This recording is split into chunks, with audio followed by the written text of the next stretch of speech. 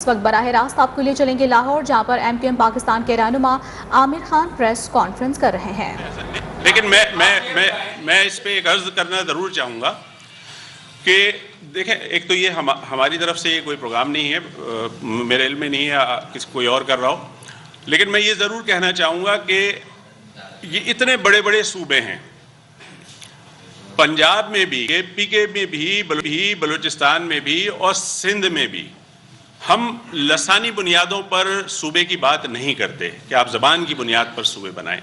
ہم یہ سمجھتے ہیں کہ پورے پاکستان میں ایڈمنسٹریٹو یونٹس بڑھنے چاہیے، اختیارات بٹنے چاہیے، ان کی باؤنڈریز چینج ہونی چاہیے۔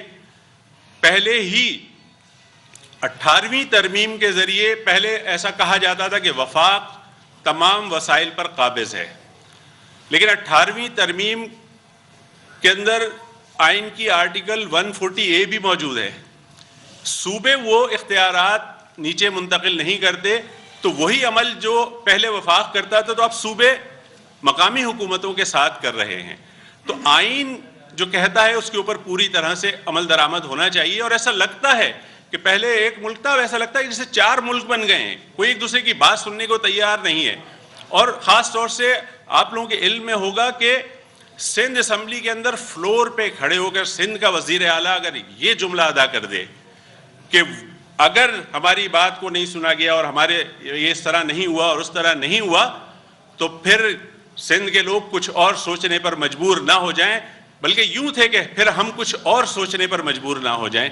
میں سمجھتا ہوں کہ یہ ایک دھمکی ہے، پاکستان کی سلامتی کے خلاف بات کی ہے سندھ کے وزیر اعلیٰ نے۔ اس پر جو ریاست ہے، جو پوری ہماری سیاسی جماعتیں ہیں، ان کو اس کے اوپر غور کرنا چاہیے کہ وہ اس طرح کی باتیں۔ ایک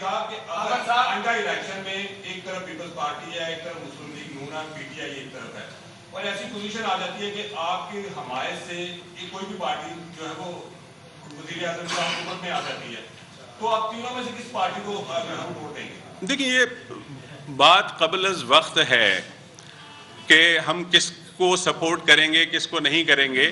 یہ جب وقت آئے گا اس وقت میں ظاہر ہے کہ پوری پارٹی فیصلہ کرتی ہے، تو میں تو نہیں کہہ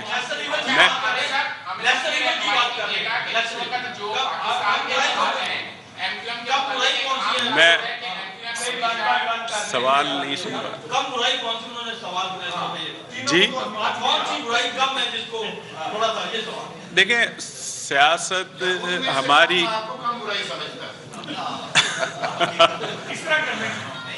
دیکھیں، جب وہ موقع آئے گا، الیکشن جب بھی ہوں، اس وقت فیصلہ کیا جائے گا۔ ہم اپنی اسٹرینتھ کے مطابق اور اس وقت کی صورتحال کے مطابق فیصلہ کرے گی ایم کیو ایم۔ ابھی اس بات کو ہم سمجھتے ہیں کراچی میں اقتدار پر رہی، وسیم بھائی رہے، اس وقت کمال صاحب رہے، آپ ہمیشہ الزام تراشیاں کرتے ہیں والد کے ساتھ؟ نہیں، آپ کہہ سکتے ہیں، بالکل کہیں کہ سندھ حکومت نے ہمیں یہ اختیار نہ دیا، فیڈرل نے یہ نہ دیا، تو کبھی خود بھی سوچا کہ پانی کا بحران رہا اس دوران، سڑکوں کا بحران رہا، ٹرانسپورٹ کا بحران رہا، پتہ خوری رہی، اس پہ کیا دوسری بات یہ ہے، دوسرا سوال کہ بڑے عرصے بعد ایم کیو ایم سے اختلاف کے بعد آپ ایم کیو ایم میں واپس آئے، مین اسٹریم میں واپس آئے، اور آپ نے معذرت کر کے واپس آئے کہ میری غلطیاں تھیں۔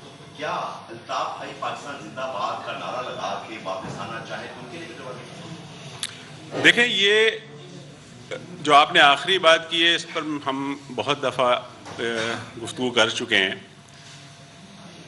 کوئی بھی ہو، ہمارے اندر سے یا ہمارے باہر سے کوئی بھی ہو، اگر پاکستان کے خلاف بات کرے گا تو ہم اس سے لا تعلقی کریں گے۔ اب یہ فیصلہ ریاست کا ہے، ہمارا نہیں ہے۔ ریاست کرے کہ کس کو پاکستان میں سیاست کرنے کی اجازت ہے اور کس کو نہیں ہے، اس کا اختیار ہمارے پاس نہیں ہے۔ اور جہاں تک آپ نے کہا کہ ہم ماضی میں رہے، ہم ہمیشہ حکومتوں کا حصہ رہے ہیں، پورے اختیارات ہمارے پاس نہیں رہے۔ ایک دور تھا جب مشرف صاحب کا دور تھا، جس میں سندھ حکومت کے اندر ایم کیو ایم ایک با اختیار اس کا ایک رول تھا، اور وہی دور تھا جب کراچی کے اندر لاہور میں رہنما M Q M Pakistan Aamir Khan press conference کر رہے ہیں۔ انہوں نے کہا کہ سندھ میں پاکستان پیپلز پارٹی کی حکومت رہی ہے، پی پی نے سندھ کے ساتھ انصاف نہیں کیا ہے. ساتھ ہی انہوں نے یہ بھی کہا کہ کراچی 65 سے 70% ریونیو اکٹھا کرتا ہے. بلدیاتی بل میں میئر کے تمام تر اختیارات چھین لیے گئے ہیں. ساتھ ہی انہوں نے یہ بھی کہا کہ ایم کیو ایم پاکستان پر امن طریقے سے جدوجہد کر رہی ہے. ماضی میں سب سے غلطیاں ہوئی ہیں جو دور کرنے کی کوشش کر رہے ہیں. 2016 میں آپ کو بتائیں انہوں نے کہا کہ ایک نیا چہرہ ایم کیو ایم کا سامنے آیا. انہوں نے یہ بھی بتایا کہ مولانا فضل الرحمان سے ان کی ملاقات بھی ہوئی ہے.